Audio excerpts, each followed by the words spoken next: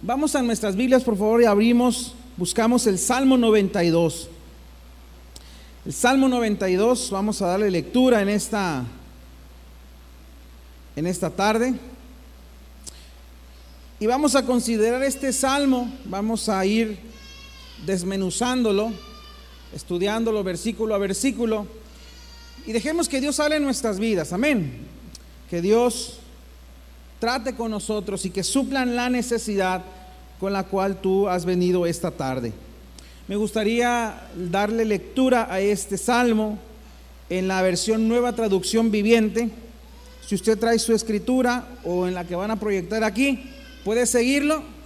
Va a escuchar algunas palabras distintas, pero la idea es básicamente la misma. Ya estamos ahí, Salmo 92. Amén.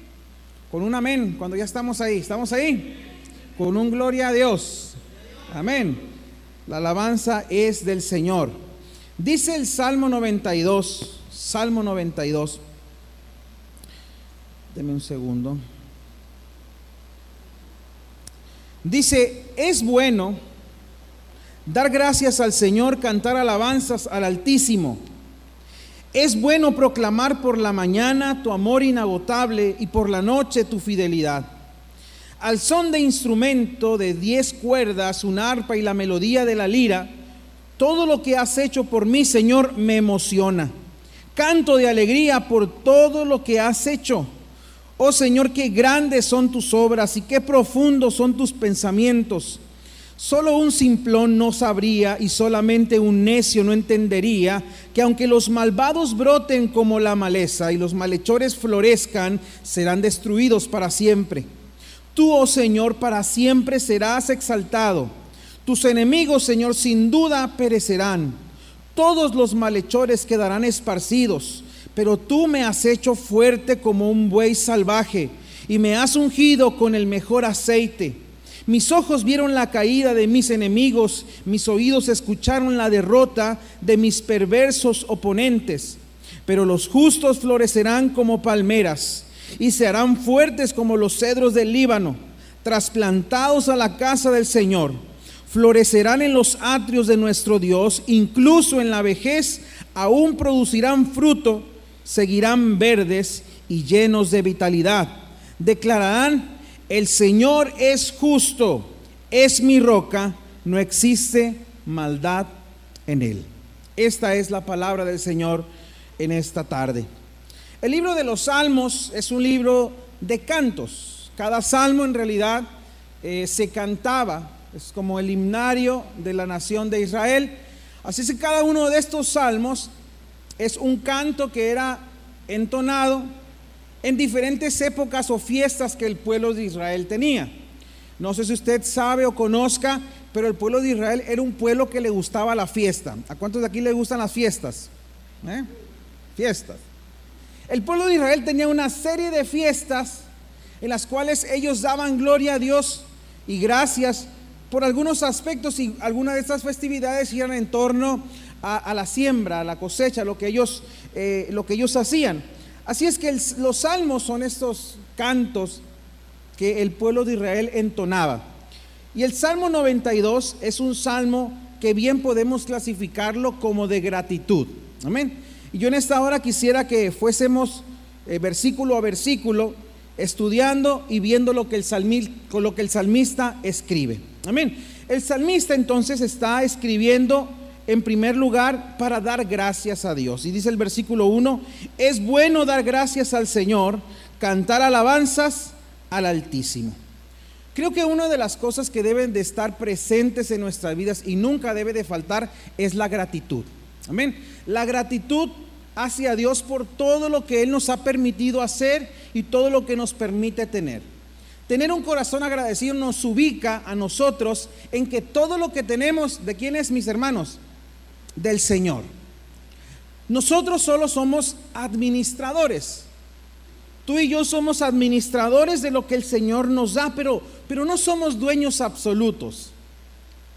A pesar de que sea el fruto de tu trabajo, a pesar de que sea el esfuerzo que tú haces para obtener la economía para poder sostenerte, quien te da la capacidad, quien te da las fuerzas y quien te da la vida es el Señor. Por eso todo lo que tenemos le pertenece a Él. Pero en ocasiones pensamos que todas esas cosas nos las merecemos. Pensamos que las debemos de tener de por sí porque a Dios debe de hacerlo. Pero a pesar de nuestra condición en ocasiones y de nuestra infidelidad, hacia Dios, Él nos sigue bendiciendo. Amén. Dios no nos paga conforme a nuestras obras, a nuestras maldades, sino que el Señor nos bendice. Amén. Cada día dice la Escritura que es nueva la misericordia del Señor en nuestra vida. Así es que todos los días el Señor nos regala de su misericordia, nos permite vivir, nos permite tener un trabajo, nos permite tal vez ser el mejor en el trabajo que tú estás. Pero no debemos de olvidar de darle gracias a Dios por todo lo que Él nos permite tener. Y la gratitud, dice el salmista, se expresa a través de las canciones. La música es parte de la naturaleza del ser humano. Desde el principio de la humanidad, el ser humano ha buscado cómo crear instrumentos. ¿Ok? Hay instrumentos que el hombre ha tenido que crear. Y aunque nadie le dijo propiamente, sino que Dios a través de la creatividad de cada ser humano comenzaron a crear instrumentos. Amén. Obviamente los instrumentos que están en la Biblia o de los cuales la Biblia habla son muy diferentes a los instrumentos que hoy tenemos. Pero rescatamos que la gratitud, dice el salmista, tiene que cantarse. Amén. Por eso cuando venimos a la iglesia y cantamos en el tiempo de la alabanza, es bueno que constantemente tú y yo demos gracias a Dios. Amén. Y damos gracias a Dios a través de los cantos que entonamos aquí en la iglesia. Amén.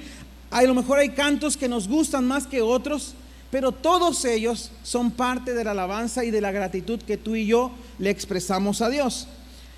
Seguramente para algunos de ustedes es gratificante mientras están haciendo alguna actividad, o las hermanas que son amas de casa que están atendiendo a su familia, o si tú estás en una oficina, en un trabajo, es gratificante poner ahí una música cristiana, ¿verdad? ¿Por qué? Porque nos permite recordar constantemente quién es el Señor y hacia quién debemos de darle gracias por todo lo bueno que Él ha sido con nosotros. ¿Para cuántos de los que estamos aquí el Señor ha sido bueno? ¿Hay motivos para darle gracias a Dios? Debemos entonces darle gracias a Dios. Nuestro corazón debe de tener un corazón lleno de gratitud. Y el salmista continúa diciendo en el versículo 2: es bueno proclamar por la mañana tu amor inagotable y por la noche tu fidelidad. El salmista está diciendo todo el día, desde la mañana hasta el anochecer, debe de haber un corazón lleno de gratitud. No es solamente por la mañana, dice el salmista, sino también por la noche. Es decir, todo el día debemos de estar recordando que el Señor es quien nos bendice, que el Señor es quien nos da de sus bendiciones, y por lo tanto tú y yo debemos de agradecerle al Señor por todo lo que Él nos da.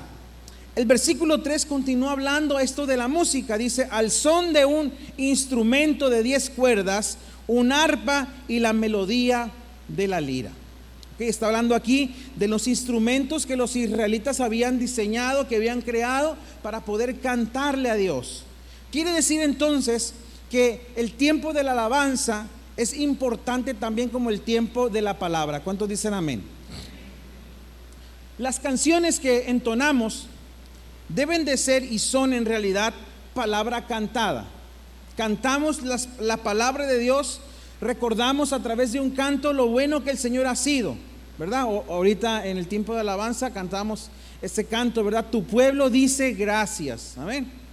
Y lo decimos, pero en ocasiones caemos en el error y en la rutina, porque yo creo que a todos nos pasa, de cantar por inercia, de cantar mecánicamente. Cantamos porque está la letra acá, cantamos porque todos lo están cantando, pero no reflexionamos en lo que estamos cantando. Por eso debemos de darle gracias a Dios y con toda conciencia, con toda nuestra mente, diciéndole: Señor, yo te doy gracias por todo lo que tú me permites tener. ¿Por qué debemos de darle gracias a Dios? ¿O qué motivos de gratitud hay? Dios te permite tener una casa, amén. Dios te permite tener un hogar en donde tú te refugias, y no solamente te refugias tú, se refugia también tu familia, ¿verdad? Hoy por la tarde hablábamos de un pequeño grupo de niños, alrededor de 30 niños aquí en Cabo San Lucas, que viven prácticamente en la calle. Seguramente hay más, pero se ha identificado un grupo de niños que no tiene hogar, que no tiene un techo, que andan en la calle. Hay personas adultas que utilizan los puentes como su lugar de descanso. Ahí es su lugar en el cual ellos descansan, donde están, porque no tienen hogar. Y debemos de ayudar, debemos de mostrarle a ellos a través de nuestros actos el amor que Dios nos ha dado a ti y a mí, pero debemos de darle gracias a Dios porque tenemos un hogar. Amén. Tenemos un lugar, tenemos un trabajo, tenemos una familia, tenemos una iglesia en la cual nos congregamos, ¿verdad? Tenemos una familia cristiana que es Central Cabo, en el cual me permite tener amigos, me permite tener amistades, me permite sentirme apoyado. Hay muchos motivos de gratitud hacia Dios y debemos de recordarlos, debemos de tenerlos presentes en nuestra vida. Amén. ¿Van conmigo?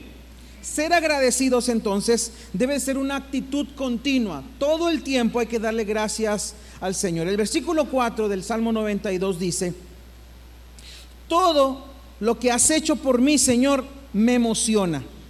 Canto de alegría por todo lo que has hecho. El salmista ahora aquí está involucrando la parte emocional del ser humano.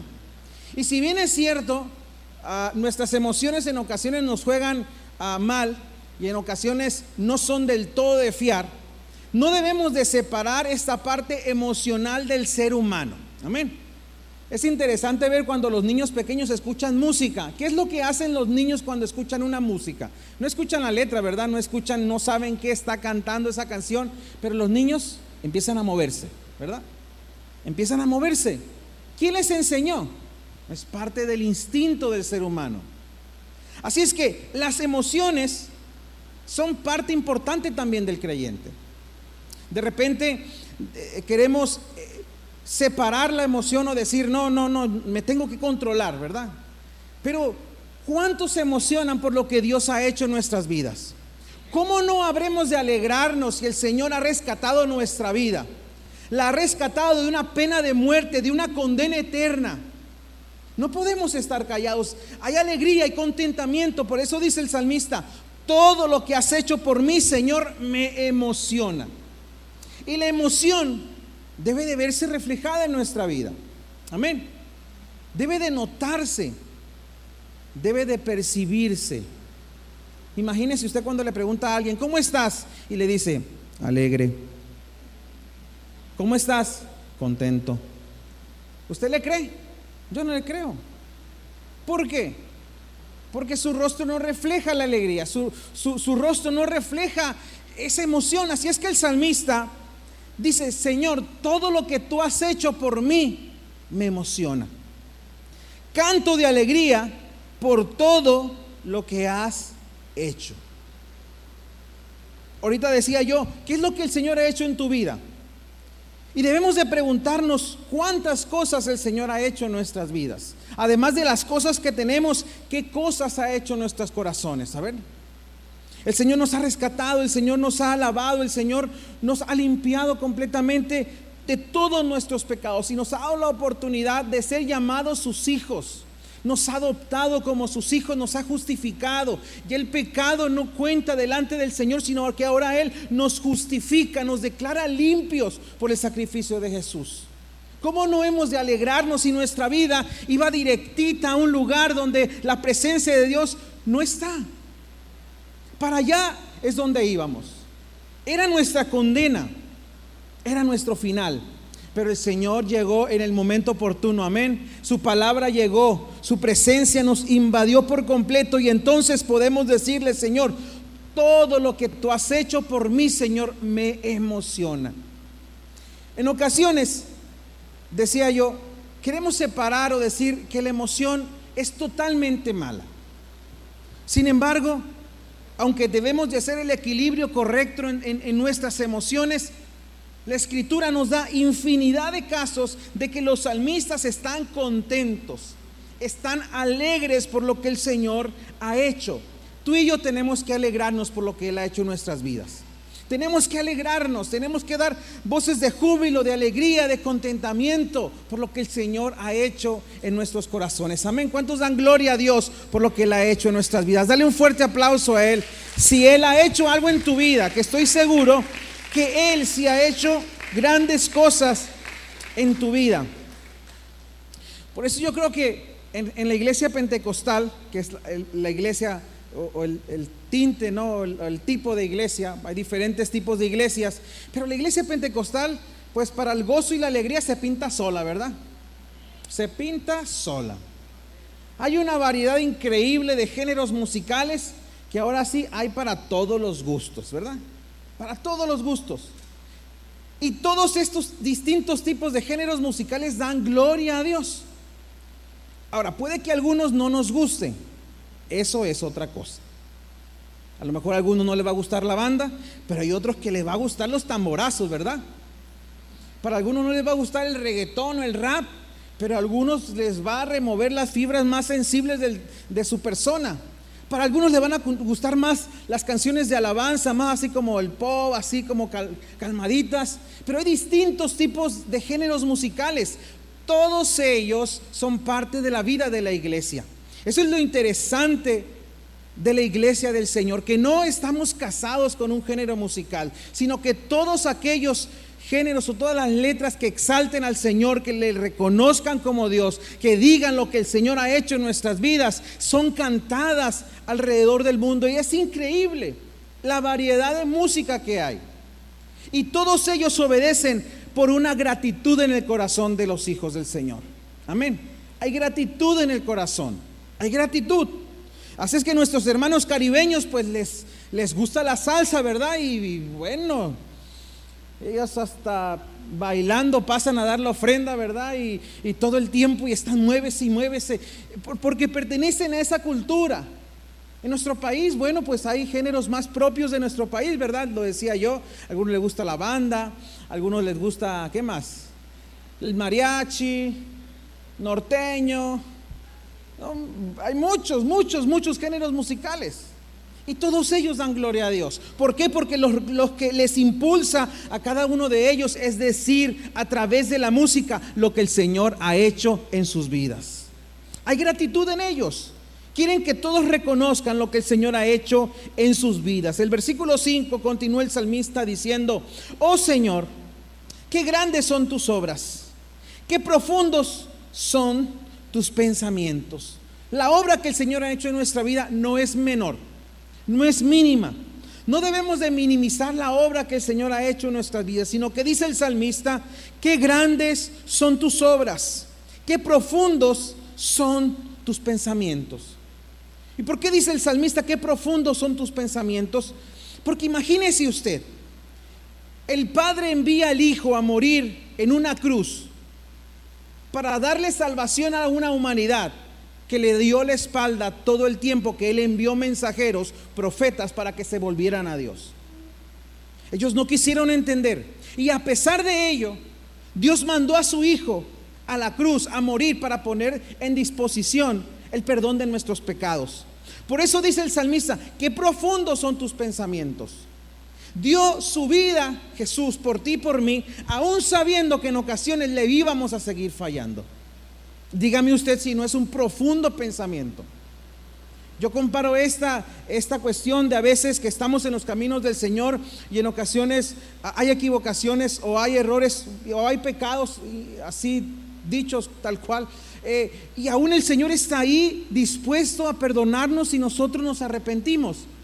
Y yo lo comparo mucho con una pareja que está a punto de casarse, ¿verdad? Están ellos emocionados, contentos porque van a jurarse amor eterno y fidelidad completa. Pero resulta que quien está ahí le dice: ¿sabes qué? ¿Qué pasaría si yo te dijera que tu esposa o tu futura esposa te va a ser infiel? ¿Te casarías con ella? ¿Usted qué respondería? No, ¿verdad? ¿Por qué? Porque quiere fidelidad, porque quiere estar seguro o segura que va a ser fiel su cónyuge. Pero imagínese que lo que el Señor hace es que el Señor se la juega con nosotros. nos ama tanto y que aún conociendo que en ocasiones le íbamos a seguir fallando, íbamos a seguir siendo infieles en algunos momentos, en algunos episodios de nuestra vida, el Señor decidió, aún con eso en mente, seguir dando a su Hijo en la cruz por el perdón de tus pecados y de mis pecados. Qué profundos pensamientos, dice el salmista. Son totalmente ilógicos humanamente, pero solamente caben en los pensamientos del Señor, porque son profundos sus pensamientos. Y aún con eso en mente, el Señor dio a su Hijo por ti y por mí para darnos salvación y vida eterna. ¿Cuándo dan gracias a Dios por ello? Él nos ofreció su salvación a cada uno de nosotros. Dice el versículo 6, en la Reina Valera creo que dice necio, dice: solo un simplón no sabría, y solamente un necio no entendería, que aunque los malvados broten como la maleza y los malhechores florezcan, serán destruidos. Ahora el salmista da un pequeño giro y mira a su alrededor y observa que hay personas que son malas que le va bien. ¿Conoce usted personas que son malvadas, malas y tienen una prosperidad económica increíble? Y usted se ve a sí mismo y se dice: bueno, pues yo hago las cosas bien, yo soy honesto, yo me esfuerzo, con honestidad me conduzco, trato de mantenerme recto y a veces vivo al día. Esa injusticia que hoy vemos a nuestro alrededor no es nueva. El salmista está diciendo, note bien, que está diciendo que aunque a su alrededor haya estas personas que son malvadas, que son malas, y que estos que son llamados malhechores florecen, son prosperados, esa prosperidad no es permanente. Dice el salmista: serán destruidos para siempre. Por eso, aunque a nuestro alrededor hay estas personas y digan: oh, pues yo también voy a hacer lo mismo, yo creo, porque me porto bien y me va, apenas salgo para cumplir los compromisos del mes. Pero el salmista está reconociendo, y él habla de la experiencia. Él ha visto que hay gente que es malvada y que es malhechora, y que aunque por un momento son prosperados, esa prosperidad no es permanente. Es ficticia, es pasajera, es momentánea. Y es como si el salmista nos hiciera una invitación a cada uno de nosotros a mantenernos viviendo una vida de integridad. Qué importante es que como cristianos vivamos una vida de integridad, una vida honesta, una vida ejemplar, porque solo de esa manera la iglesia, solo de esa manera nosotros como hijos de Dios podemos brillar en medio de la oscuridad, siendo honestos, viviendo con rectitud, con integridad.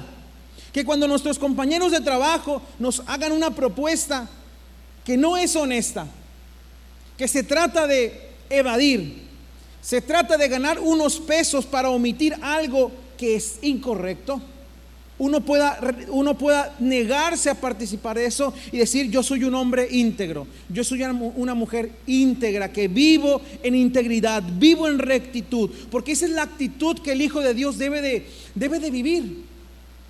El que vive sin Cristo es deshonesto. Amén. Vive en corrupción. No se tienta el corazón para hacer algo que es indebido. No se tienta el corazón. Pero aquellos que hemos sido llamados de las tinieblas a la luz admirable, debemos de comportarnos como verdaderos hijos de Dios, con rectitud, con honestidad, que nuestra palabra tenga valor, ¿verdad? Ahora en este tiempo, todo para que la palabra valga hay que firmar papeles, ¿verdad? Pero antes, ¿qué hacían? La palabra tenía valor. Un apretón de manos era lo suficiente para cerrar un trato. Pero ahora, ¿qué tenemos que hacer? Andamos firmando papeles, llevándolos con el notario para que puedan ser válidos los tratos, los acuerdos. Porque hoy la palabra no cuenta tanto. Pero que nosotros como hijos de Dios tengamos una palabra honesta. Que nuestra palabra cuente. Que cuando nos comprometemos con algo lo cumplamos. Y si no podemos cumplir, pues no decimos nada, porque nos comprometemos y somos presas de nuestras palabras y de nuestras promesas cuando las pronunciamos sin pensar. Así es que el salmista nos recuerda que no seamos necios pensando que a los que les es prosperada la vida y son malhechores, es decir, son personas que viven en deshonestidad, esa bendición que ellos tienen se acabará, es pasajera. Y sucede. ¿Cuántas personas hemos conocido que trabajaron y amontonaron una riqueza increíble, pero a la vuelta de los años no tienen nada?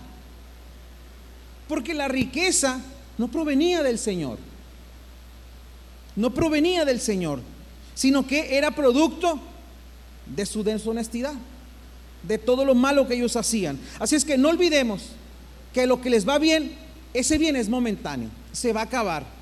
Pero aquellos que hemos decidido vivir en integridad, las bendiciones que el Señor manda a nuestras vidas no añaden tristeza. Amén. No añaden tristeza, sino que todo lo contrario, permanecen y el Señor prospera nuestro camino de una manera increíble. El versículo 8 continúa diciendo: tú, oh Dios, tú, oh Señor, perdón, para siempre serás exaltado. Tus enemigos, Señor, sin duda perecerán. Todos los malhechores quedarán esparcidos. Nuevamente está diciendo el salmista que aquellos que se levantan en contra de él, aquellos que se convierten en enemigos del Señor, sin duda perecerán, se acabarán. Todos los malhechores quedarán esparcidos. Este es el mensaje del libro de Apocalipsis. El libro de Apocalipsis, si pudiéramos resumirlo en una frase, es que el bien vence al mal. ¿Cuánto dan gloria a Dios por ello? Un día y de una vez y para siempre, el bien vencerá al mal. Estará condenado. Ese es el pensamiento del libro de Apocalipsis.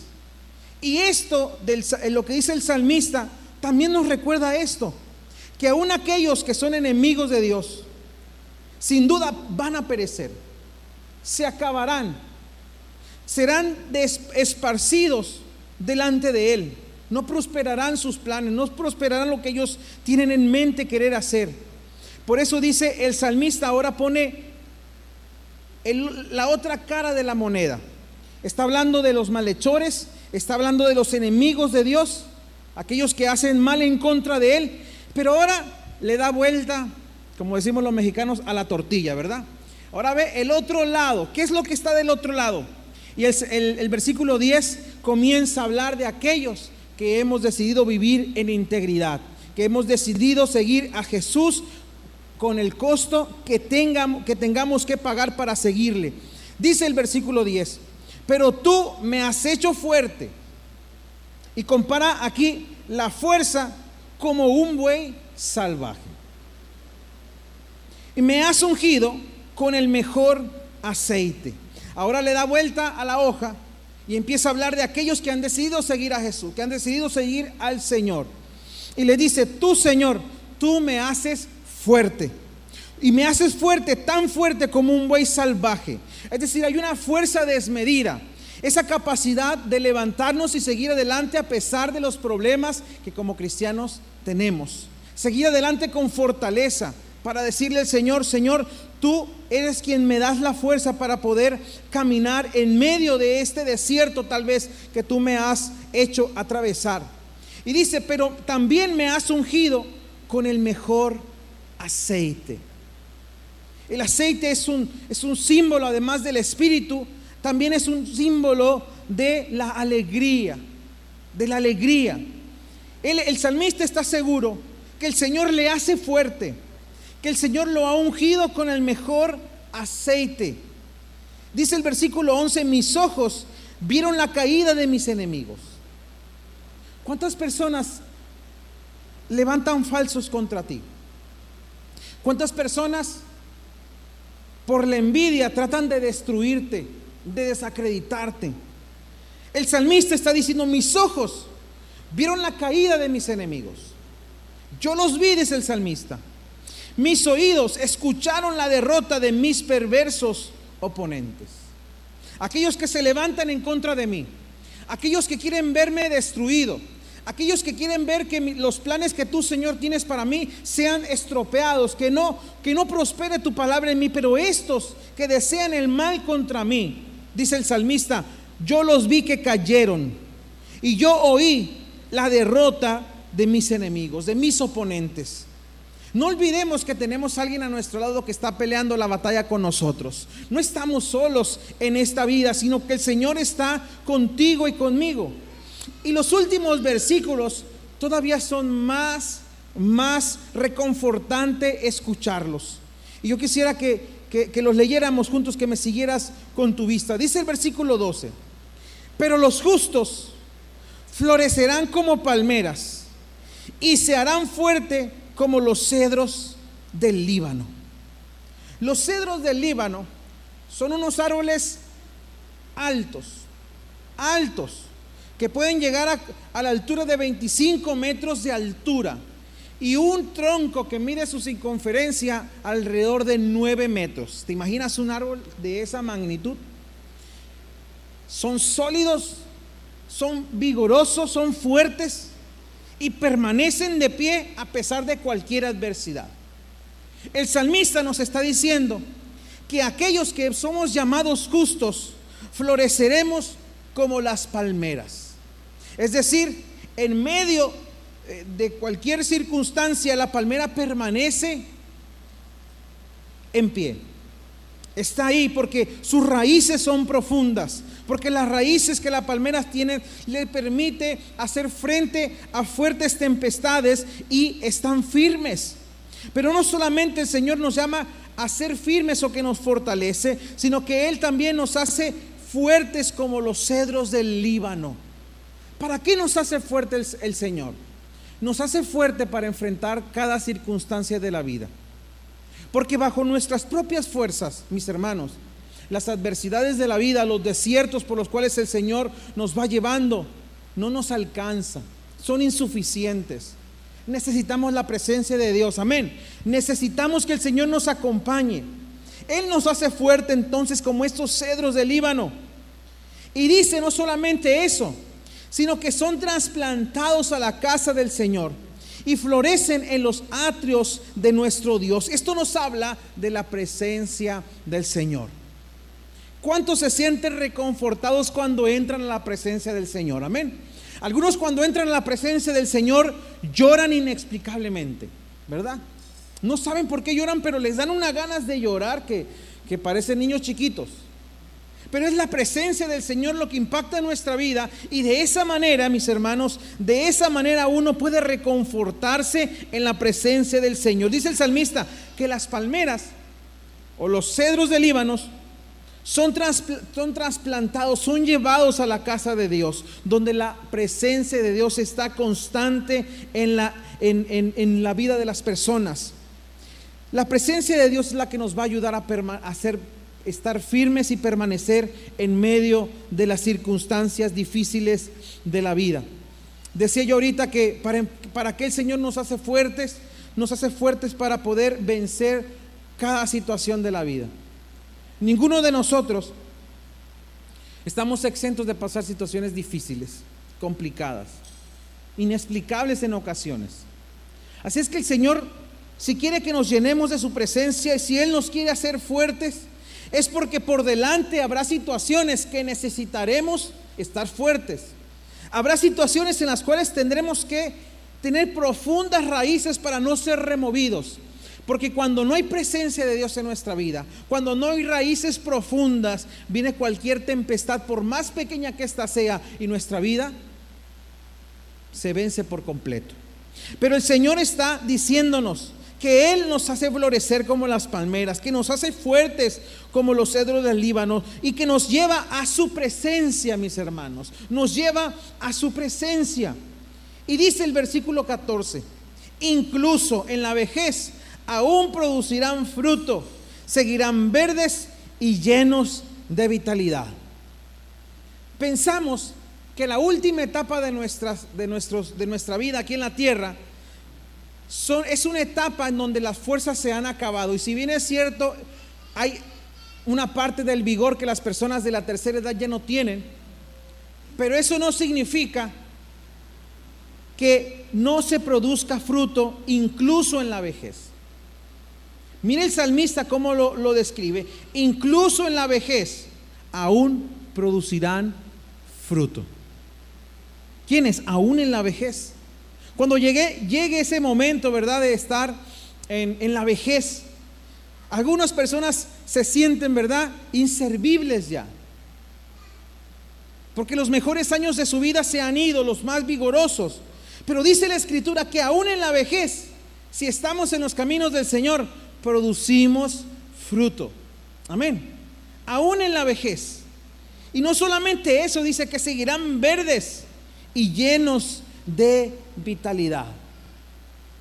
Llenos de vitalidad. ¿Por qué? Porque la presencia del Señor está con ellos, porque los ha hecho fuertes como los cedros del Líbano, porque florecen como las palmeras y están ahí plantados en la presencia del Señor. Por eso en la vejez pueden producir frutos y están verdes, seguirán verdes, dice, y llenos de vitalidad.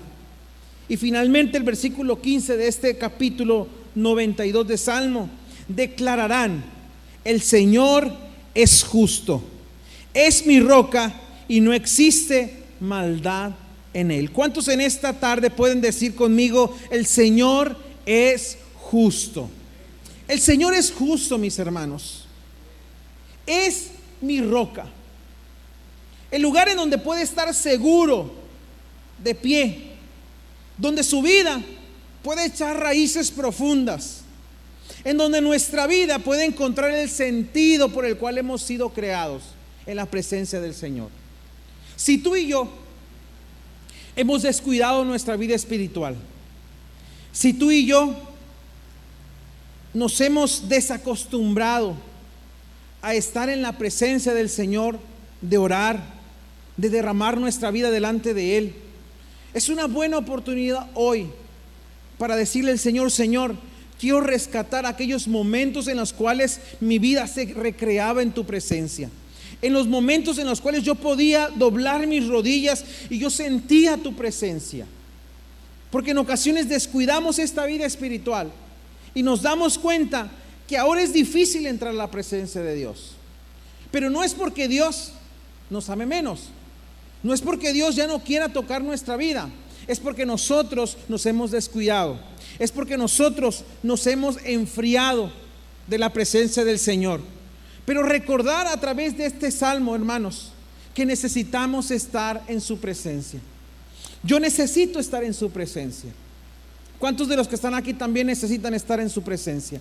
Yo necesito recrearme en su presencia. Necesito fortalecerme en su presencia, llenarme de Él, para que entonces, llenos de Él, llenos de su presencia, yo pueda caminar en esta vida sabiendo que Él me acompaña, que no estoy solo, que el Señor está a mi lado peleando la batalla junto conmigo, que Él es el que me fortalece, que el Señor es el que está conmigo y el que me hace fuerte para poder exclamar yo en esta tarde: tú, Señor, eres mi roca.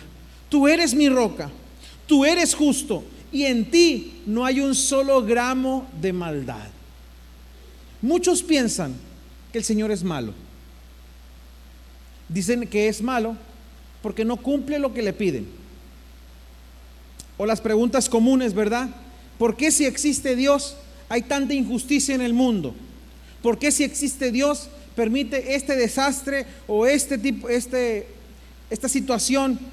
Entonces Dios no existe, porque si existiera nada de eso existiría, no pasaría. ¿Dónde está Dios con esto, con aquello? Pero en realidad esas circunstancias que pasan solo nos muestran qué es lo que sucede cuando los corazones están alejados de Dios. ¿Qué es lo que sucede cuando el ser humano está alejado de Dios, renuncia a Dios, da la espalda por completo? La maldad de su estilo de vida. ¿Es malo Dios? No, no es malo. ¿Dios quiere que haya tantas tragedias en esta tierra? No. En su voluntad, pudiéramos hablar ahí de las voluntades del Señor, pero Él no es malo. El Señor no es malo. Aun cuando nosotros le pedimos a Él algo y no nos responde la petición, o lo que tú le estás pidiendo no te lo da, Él no es malo. Él conoce todas las cosas. Por eso el salmista termina este salmo diciendo: tú eres justo, Señor. Tú eres mi roca. Y en ti, Señor, no hay maldad. El Señor es bueno, es bondadoso. Él nos ama con un amor que sobrepasa todo entendimiento, un amor que sobrepasa toda razón. Y Él nos sigue amando. Él nos sigue amando con profundo, profundo amor. ¿Por qué en esta tarde no nos ponemos de pie y tomamos un tiempo para orar y para decirle al Señor: Señor, yo necesito de tu presencia. Yo necesito que tú vengas a mi vida. Yo te necesito.